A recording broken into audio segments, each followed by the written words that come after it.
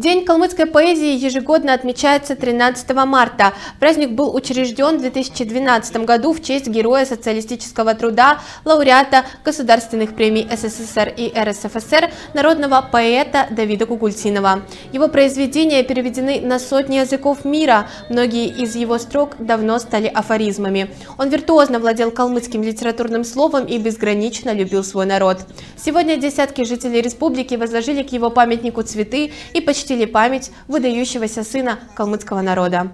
В 20-х годах нужно отдать, конечно, должное нашим писателям Санджи Каляеву, Сянбельгину, Тимофею Бимбееву, которые стояли у истоков. Потом, конечно, тяжелый был период, остановка, и дальше уже в 60-е, 70-е годы ворвались и внесли большой вклад в поэзию не только Калмыкии, России, но и мировую, такие как Давид Никитич, Андрей Джимбиев, Вера Шуграева. Ныне, конечно, все живущие наши народные поэты, во-первых, незабытыми, во-вторых, чтобы в нашей поэзии отражалась наша красота Калмыкии, чтобы мы знали, чтобы помнили и говорили о нашем крае, о языке и традициях.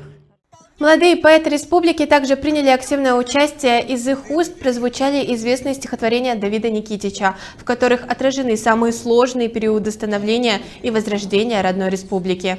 Пишу стихотворения в основном философские, наверное, больше о жизни, о рассуждениях.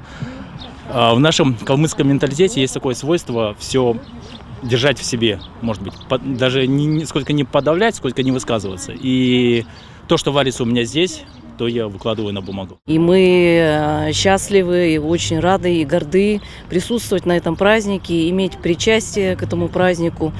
Что могу сказать? Мы со своей стороны, как молодое подрастающее поколение поэтов, стараемся привнести тоже свою лепту в развитие калмыцкой литературы, поэзии калмыцкой.